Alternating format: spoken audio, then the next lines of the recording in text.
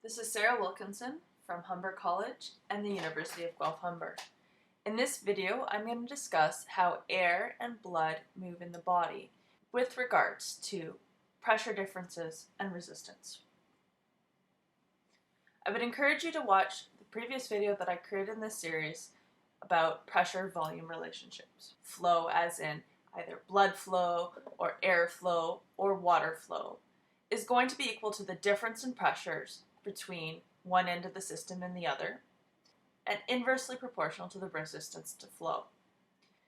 A classic example of this is your bathroom plumbing. We know that water flows faster if there's a large difference in pressure between one end of the system and the other, and it's inversely related to the resistance. As an example, if you have small pipes or if you have a blockage in your pipe like a tree root invading it, you're going to have lower flow.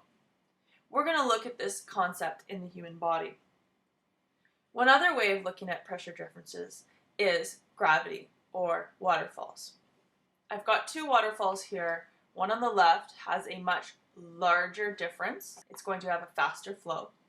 Whereas this one on the right has a lower difference. So it's going to have a lower flow. So we can kind of think about pressure differences in terms of waterfalls.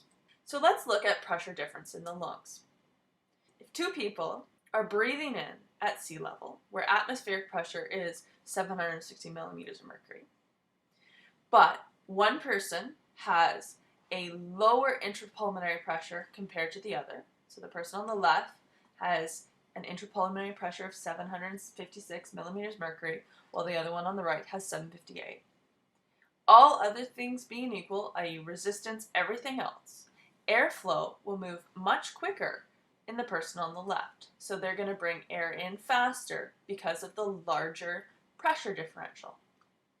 If we look at the effect of resistance in bringing air into the lung, if we have the same two people who now have the same intrapulmonary pressure, so there's no difference in pressure difference, but they have more resistance, i.e.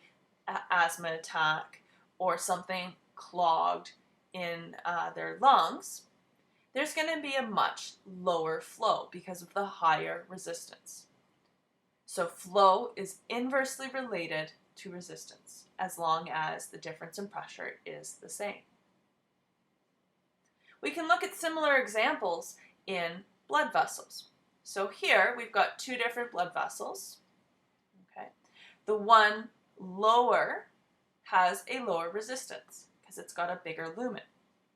So if I had the same pressure differential between one side and the other, because of the lower resistance, blood flow will be higher. And this is exactly what happens to deliver more blood to the skeletal muscle during exercise. Capillaries and arterioles, small arteries, vasodilate, get bigger.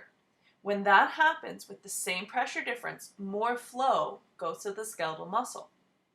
Conversely, in tissues that don't need lots of blood flow during exercise, such as the kidneys, you'll have vasoconstriction, smaller blood vessels, therefore less blood flow.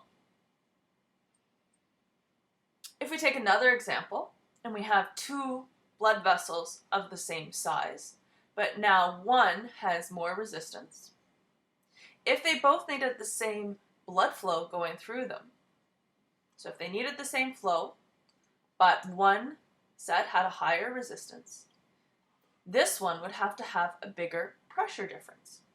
So the heart's going to have to work harder to get the same flow going through it to create a bigger pressure difference.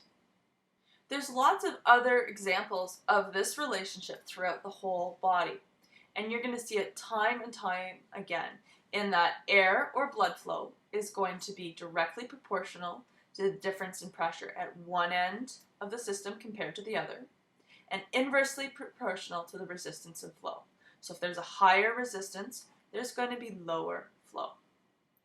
You'll see this when we talk about heart disease. You'll see this in blood flow changes during exercise. You'll see this in how we breathe or in going to altitude. There's countless examples of this exact relationship within the human body.